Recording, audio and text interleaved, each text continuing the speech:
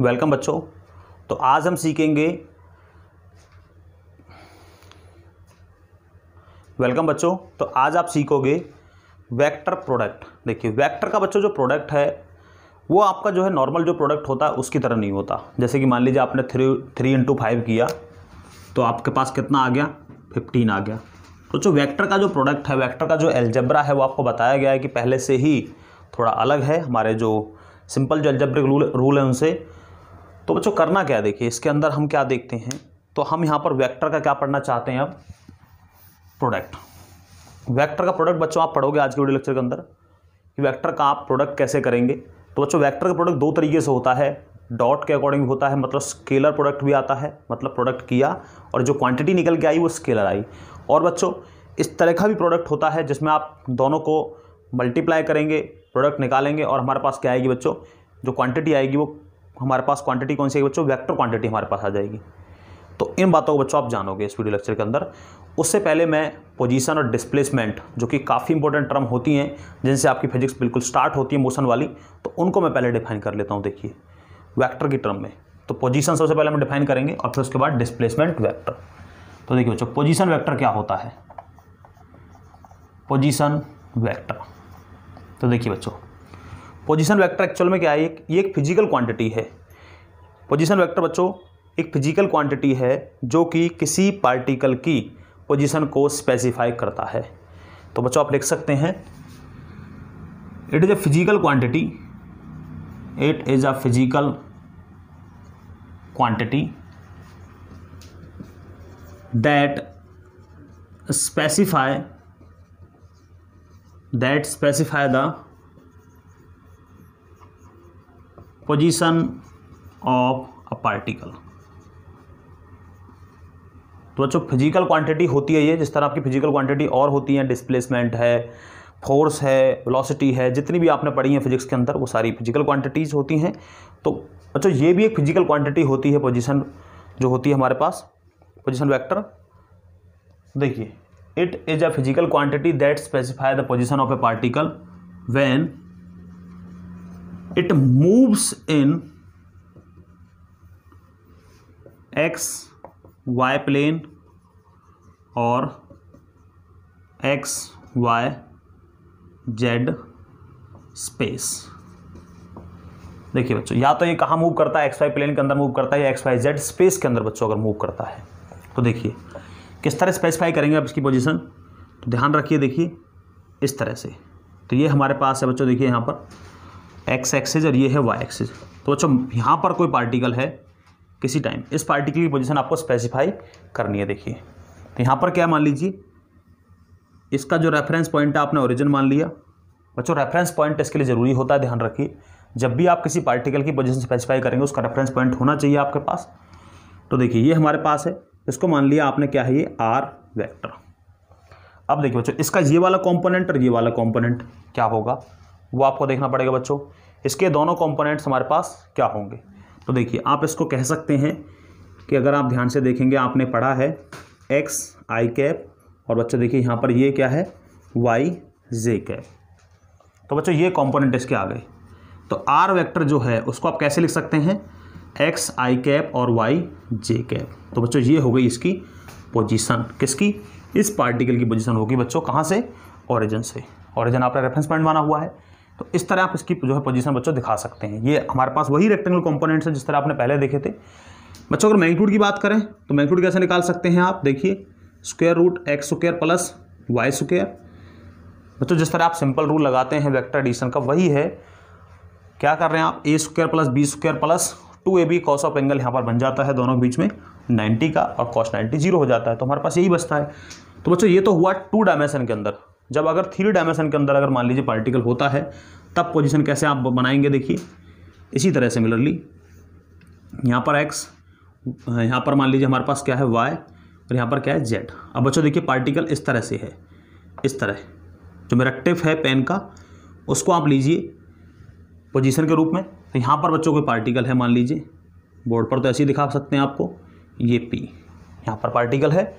अब यहाँ पर ये क्या है बच्चों, देखिए ये है हमारे पास, क्या मानेंगे इसको आप, अल्फा एंगल मान लीजिए।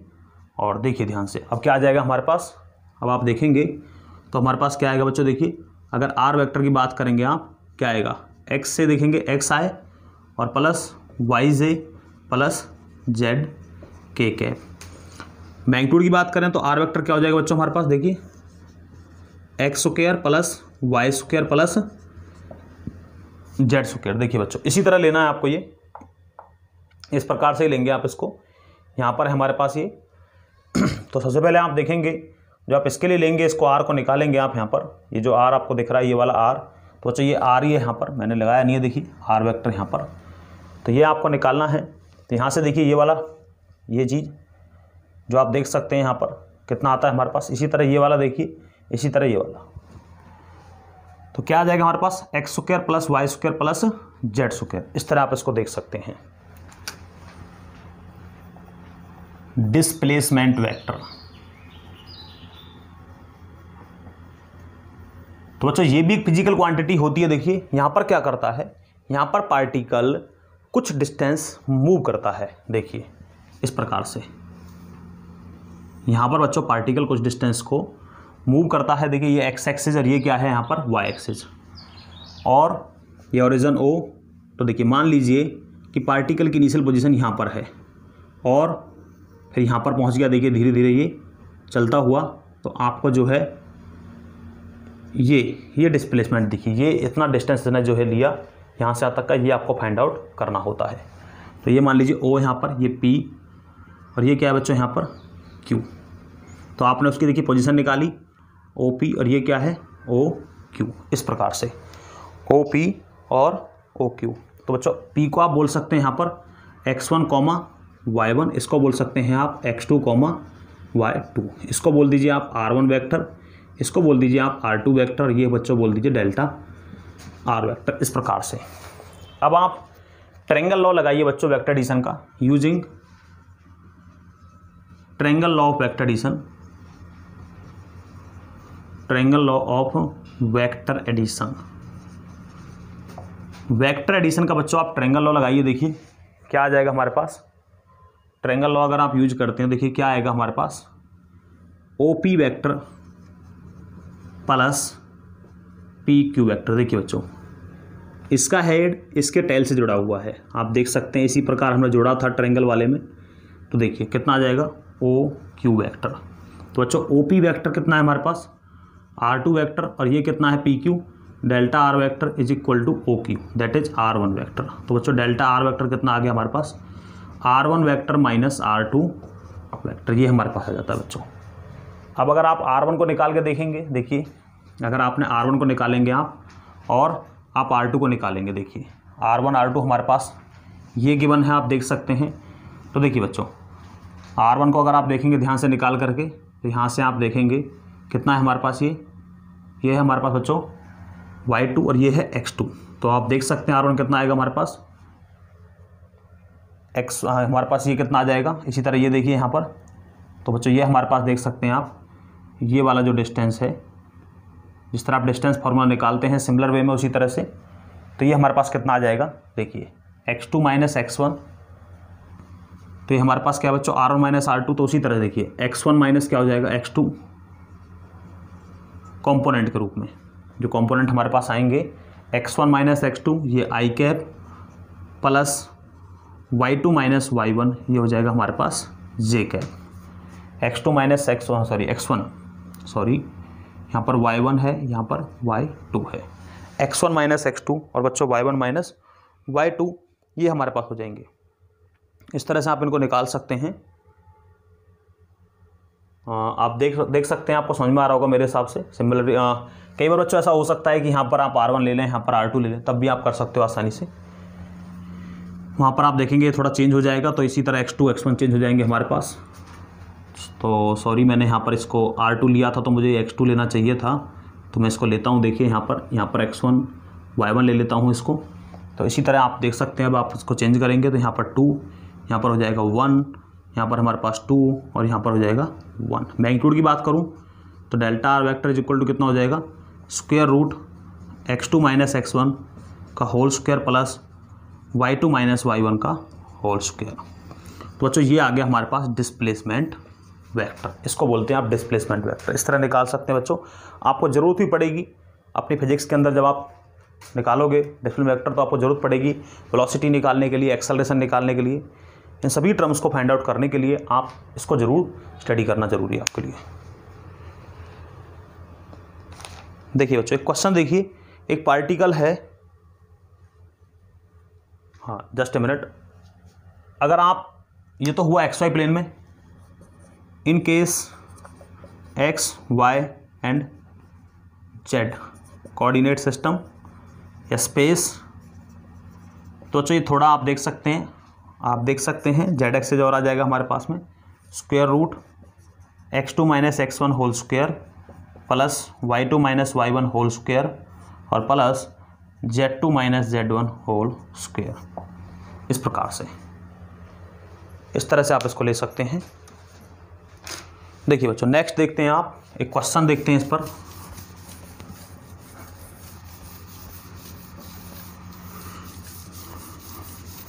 देखिए, अब पार्टिकल इनिशियली एट पॉइंट, देखिए बच्चों, इनिशियली कोई पार्टिकल है इस तरह से, तो यहाँ पर हमारे पास कोई पार्टिकल है बच्चों, देखिए ये पार्टिकल यहाँ पर है कहीं पर 2, 4 और 6, और बच्चों बाद में वो कहाँ पहुँच गए, यहाँ पर बी पॉइंट पर, और ये कितना है हमारे पास, ये है बच्चों हमारे पास 3, 2 -3। तो बच्चों डिस्प्लेसमेंट निकालना आपको यहाँ पर ये वाला, तो देखिए ये आपने मान लिया R1 है, ये क्या है बच्चों R2, तो डेल्टा R आपको निकालना है। तो आप देख सकते हैं आपने क्या निकाला था, तो आप देख सकते हैं कि OA vector plus AB vector is equal to क्या हो जाएगा OB वेक्टर। तो देखिए बच्चों, AB आपको निकालना है delta R vector is equal to OB, तो OB कितना है R2 vector minus R1 vector. तो बच्चों निकालिए, देखिए R2 माइनस R1, तो करिए, R2 ये है और R1 ये है, इस तरह से। तो देखिए बच्चों 3 - 2 मतलब x2 माइनस x1, जिस तरह पीछे देख रहे थे आप, 3 - 2 क्या बोलेंगे i cap plus 2 - 4 j cap, और बच्चों हमारे पास क्या है ये -3 - 6 k कैप। इस तरह से बच्चों आप इसको निकाल सकते हैं। बच्चों मैंने डायग्राम ड्रॉ किया है, बट आप ध्यान रखिए डायग्राम में आप देख सकते हैं 2, 4, 6 है, ये हमारे पास x, y, z एक्सिस के लिए है, x, y और z एक्सिस के लिए। तो मैंने यहाँ पर 2D में आपको दिखा दिया है इसको, केवल आपके समझाने के लिए, ताकि आप इसको समझ पाएँ।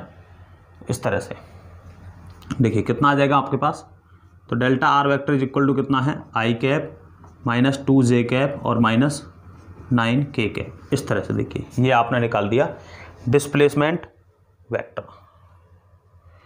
इसके बाद बच्चों देखिए आप पढ़ते हैं स्केलर प्रोडक्ट, या फिर बोल दीजिए डॉट प्रोडक्ट।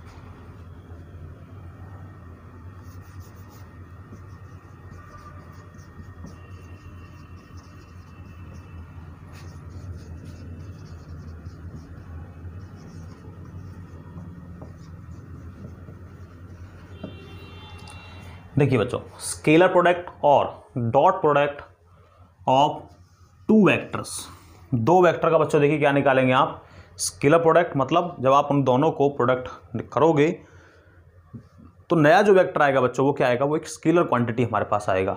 तो इस तरह हम इसको बोल सकते हैं स्केलर प्रोडक्ट के बच्चों बोल सकते हैं। देखिए तो मान लीजिए हमारे पास क्या है बच्चों, देखिए ये कोई ए वेक्टर है, ये कोई इनिशियल डायरेक्शन मान लीजिए इस तरह से है। बच्चों उसका यूज क्या है, वर्क निकालने के लिए, एनर्जी निकालने के लिए। आप जब आगे स्टडी करेंगे तो वहाँ पर इनको देखोगे, बहुत ज़रूरत पड़ने वाली है आपको इसकी। तो देखिए ये बच्चों मान लीजिए हमारे पास क्या है, ए वेक्टर, और ये हमारे पास बच्चों क्या है, एक बी वेक्टर। या कुछ ऐसे मान लीजिए यहाँ पर कोई बॉक्स है, उस पर आप फोर्स लगाते हैं, तो आप फोर्स लगाते हैं इस प्रकार से, इस तरह से। बच्चों दोनों में एंगल कितना बनता है, थीटा। और देखिए ए वेक्टर डॉट बी वेक्टर, कैसे लिखते हैं आप इसको, ए वेक्टर। देखिए बच्चों इस बी वेक्टर का प्रोजेक्शन यहाँ पर कितना है, देखिए ऐसे। अगर मान लीजिए मैंने ये लाइट यहाँ पर डाल दी और ये ऑब्स्टेकल यहाँ पर है बच्चों, तो जो लाइट पड़ती है, तो लाइट पड़ेगी तो इस बी वेक्टर जो ऑब्स्टेकल बना हुआ है, इसका जो परछाई है ये यहाँ पर आएगा, शैडो जो यहाँ पर बनेगा। तो बच्चों वो शैडो कितना है, तो वो कितना बनता है, देखिए कंपोनेंट आपने निकाला था, बी का कितना आता है, इसका जो ये कंपोनेंट है इसके अलावा कितना आता है बच्चों, b cos of angle theta. तो ये आता है हमारे पास b cos of angle theta. बच्चों ऐसा नहीं है आप इसके टर्म में नहीं कर सकते, आप इसके टर्म में भी डेफिनेटली कर सकते हैं। अगर आप इस लाइट को इधर से डाल देंगे तब भी बात वही है। देखिए अब आप कैसे लिख सकते हैं, आप लिखेंगे इधर की तरफ, देखिए इधर से चल रहे हैं अब आप, तो देखिए B vector dot A vector is equal to क्या आ जाएगा हमारे पास। अब हमारे पास बच्चों आ जाएगा, देखिए बी और ए के लिए, देखिए ए का प्रोजेक्शन कहाँ पर, इस बी वेक्टर पर। देखिए तो कितना होगा, ए कॉस ऑफ एंगल थीटा, आप देख सकते हैं। तो बच्चों देखिए दोनों टर्म्स हैं यहाँ से, A B cos of angle theta और क्या होता है, A B cos of angle theta. तो बच्चों यहाँ से आप देखिए एक इंपॉर्टेंट प्रॉपर्टी का अनुमान हम लगाते हैं। प्रॉपर्टीज असल में बताता चलूँगा आपको, देखिए प्रॉपर्टीज ऑफ स्केलर प्रोडक्ट। देखिए बच्चों मैथ की बात करें तो देखिए स्केलर प्रोडक्ट बच्चों क्या होता है, कॉम्पिटेटिव होता है। मतलब ए डॉट बी करेंगे आप और बी डॉट ए करेंगे तो दोनों का रिजल्ट सेम ही आता है। देखिए ए वेक्टर डॉट बी वेक्टर बराबर होता है B vector dot A vector. और बच्चों अगर प्लस भी लगा दे, देखिए अगर मान लीजिए आप इस तरह लेते हैं B vector plus C vector, क्योंकि ये तो आपको पता है ऐसा पॉसिबल होता है, पीछे हम देख चुके हैं इस चीज़ को। तो देखिए अगर आप देखेंगे ध्यान से तो ए वेक्टर डॉट बी वेक्टर किसके बराबर है, प्लस ए वेक्टर डॉट सी वेक्टर, इस तरह से। नेक्स्ट देखिए बच्चों को स्पेशल केसेस चलते हैं। अब यहाँ पर स्पेशल केसेस की तरफ चलते हैं। देखिए बच्चों स्पेशल केस में क्या देखेंगे, अगर आप पहला देखिए कि अगर मान लीजिए ए और बी दोनों बराबर हैं, वो ए के बराबर हैं, ए वेक्टर और बी वेक्टर दोनों बच्चों क्या हैं, ए वेक्टर है, और एंगल जो है थीटा कितना बन रहा है यहाँ पर आप देख सकते हैं कितना बन रहा है, 0 डिग्री। तो आप क्या लिख सकते हैं, देखिए ए वेक्टर की जगह क्या है, ए वेक्टर, और यहाँ पर कितना बच्चों ए, ये भी क्या है ए, और कॉस ऑफ एंगल कितना है 0, तो कितना आ जाएगा ए स्क्वायर। तो बच्चों ए वेक्टर डॉट ए वेक्टर किस बराबर होता है, ए स्क्वायर के बराबर होता है। ये बात बिल्कुल डेफिनेटली आप ध्यान में रखिए अच्छी तरह से।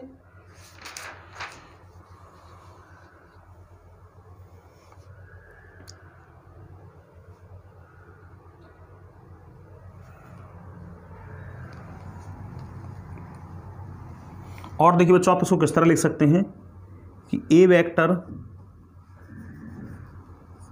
डॉट ए वेक्टर को आप ये भी लिख सकते हैं magnitude of modulus of A vector, ऐसे भी लिख सकते हैं बच्चों। एक ही मीनिंग है दोनों का, आपको पीछे हमने मॉडुलस निकल के दिखाया है, इस तरह भी लिख सकते हो आप इसको।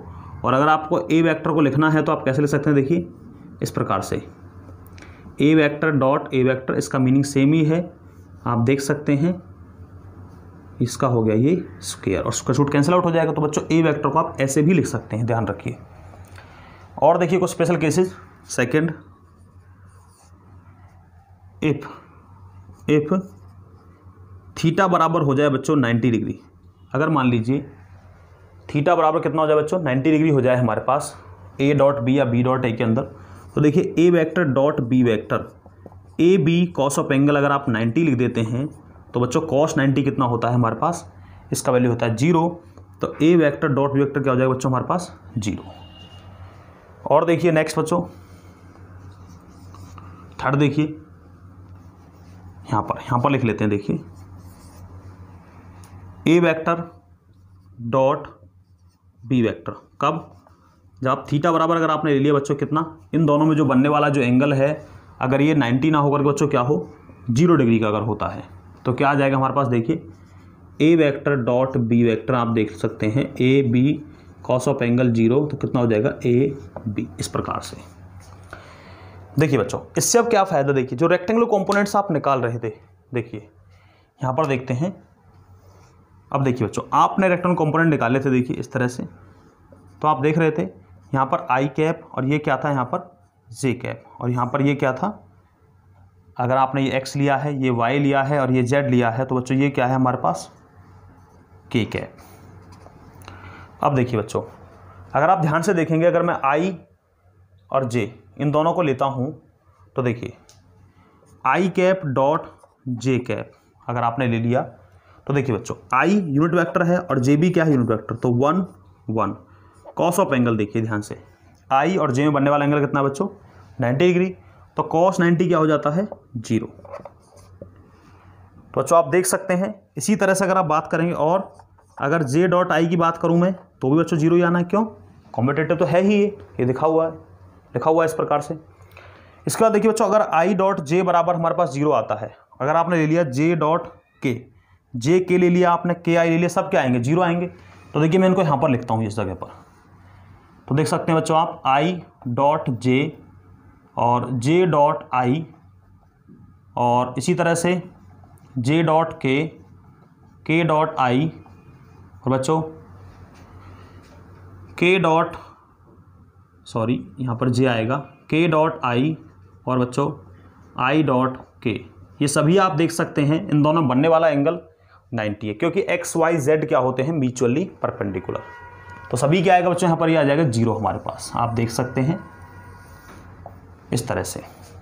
तो बच्चों ये हमारे पास क्या आ गया नंबर 4। देखिए आगे बढ़ते हैं, देखिए और देखते हैं।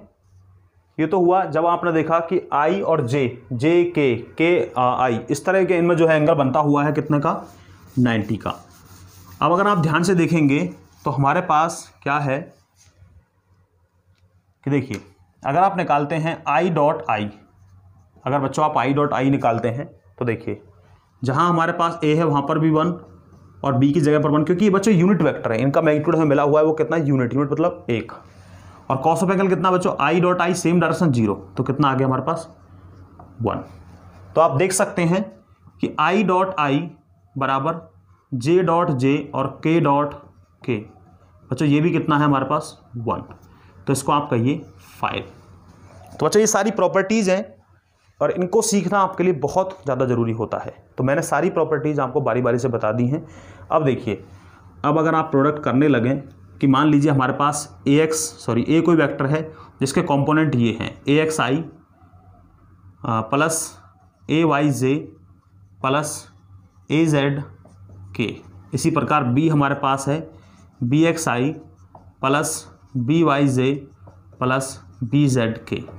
अब देखिए बच्चों ये हमारे पास ए वेक्टर ए बी वेक्टर दोनों का अगर आपको प्रोडक्ट निकालना है तो देखिए ध्यान से आप क्या करेंगे, ए एक्स का इसमें ए एक्स का इससे भी करेंगे, ए एक्स का आप इससे भी करेंगे। अब देखिए बच्चों आई डॉट आई वाला जो है वो 1 लाएगा, तो मतलब ए एक्स और B x i dot i कितना बच्चों 1, देखिए ध्यान से 1 आ गया।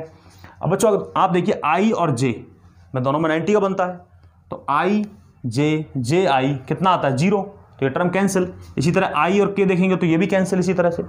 अब आ जाइए इस पर, देखिए जे और आई फिर से 90, तो ये देखिए जे और जे ये क्या आएगा, ये 1 आ जाएगा, ए वाई और बी वाई। अब देखिए जे और के फिर से 90, इसी तरह देखिए बच्चों के लिए देखिए के आई 90 अगेन, के जे 90, के हमारे पास क्या आ गया बच्चों फिर से 0, तो ए जेड और बी जेड। इस तरह से सिंपली आप जो है प्रोडक्ट निकाल सकते हैं। देखिए बच्चों 2 वेक्टर आपको गिवन है, उनका प्रोडक्ट आपको निकालना है। Find the product of vectors, देखिए 2i minus 3j plus 5k and i cap minus j plus k cap, इनका निकालना है बच्चों आपको। देखिए तो क्या करेंगे आप, निकालिए 2i minus 3j plus 5k cap dot I cap minus J cap plus k cap. देखिए आई और आई कितना बच्चों 1 और 2 1 2। देखिए अगला देखिए 3 माइनस माइनस तो प्लस हो जाएगा, बिल्कुल सही। जे और जे का निकालेंगे केवल, क्योंकि बाकी आप देख रहे हैं अगर मैं आई जे का करता भी हूँ तो वो cos 90 होने के कारण 0 हो रहा है। अगला देखिए इससे आगे 5 और यहाँ पर कितना है 1, तो 5 5 3 8 और 8 2 10। इस तरह से बच्चों देखिए आप देख सकते हैं जो वैल्यू आ रहा है बच्चों स्केलर आ रहा है, ये वेक्टर वैल्यू नहीं है बच्चों। तो इस तरह आप इसको सोल्व कर सकते हैं। देखिए बच्चों नेक्स्ट आपको क्वेश्चन कराता हूं मैं।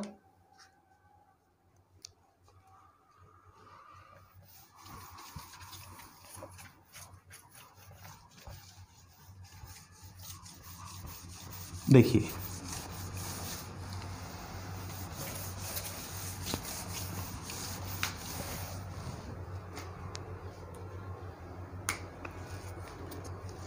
हमारे पास बच्चों ये दो वेक्टर लिखे हुए हैं 3i plus 2j plus k cap, and दूसरा वेक्टर बच्चों हमारे पास यहाँ पर है बच्चों हमारे पास माइनस, एंड सेकेंड वेक्टर हमारे पास लिखा हुआ है 2i कैप प्लस जे कैप प्लस एम के कैप। तो बच्चों ये दो वेक्टर हमारे सामने लिखे हुए हैं ये दोनों। अब इन दोनों का प्रोडक्ट आपको गिवन है, वो कह रहा है आपसे कि ये दोनों क्या है vector, these are perpendicular to each other. ये जो वेक्टर है दीज वेक्टर्स आर, ये जो वेक्टर्स आप देख रहे हैं are perpendicular to each other, find m. तो बच्चों आपको एम निकालना है। परपेंडिकुलर बच्चों अगर है देखिए 3i minus 2j plus k cap dot 2i plus 6j plus m k. आपको पता है बच्चों अगर दो वेक्टर परपेंडिकुलर हैं मतलब a डॉट बी, मतलब दोनों में जो एंगल बच्चों को कितना है वो है 90 डिग्री का, और cos 90 क्या होता है 0। तो बच्चों यहाँ पर आ गया 0 हमारे पास। अब देखिए आई वाले को करिए, 3 2 6, आई डॉट आई 1 होता है, 2 6 12 और जे डॉट जे 1 होता है, के और बच्चों एम है यहाँ पर तो एम के डॉट के हमारे पास 1 ही होता है, इज इक्वल टू है 0। देखिए कितना आया -6 plus m is equal to 0, m is equal to हो गया हमारे पास 6। तो बच्चों प्रॉपर्टीज बेस्ड भी क्वेश्चन होते हैं। और देखिए बच्चों क्वेश्चन कि हमारे पास दो वेक्टर गिवन है, आपको उनके बीच का एंगल निकालना है। ए वेक्टर आपके पास है देखिए आई कैप प्लस जे कैप और plus k cap, and B vector बच्चों आपके पास है देखिए बी वेक्टर आपको गिवन है -2i minus 2j plus 2k। तो देखिए बच्चों इन दोनों बीच को आपको एंगल निकालना है। देखिए कैसे निकालेंगे आप,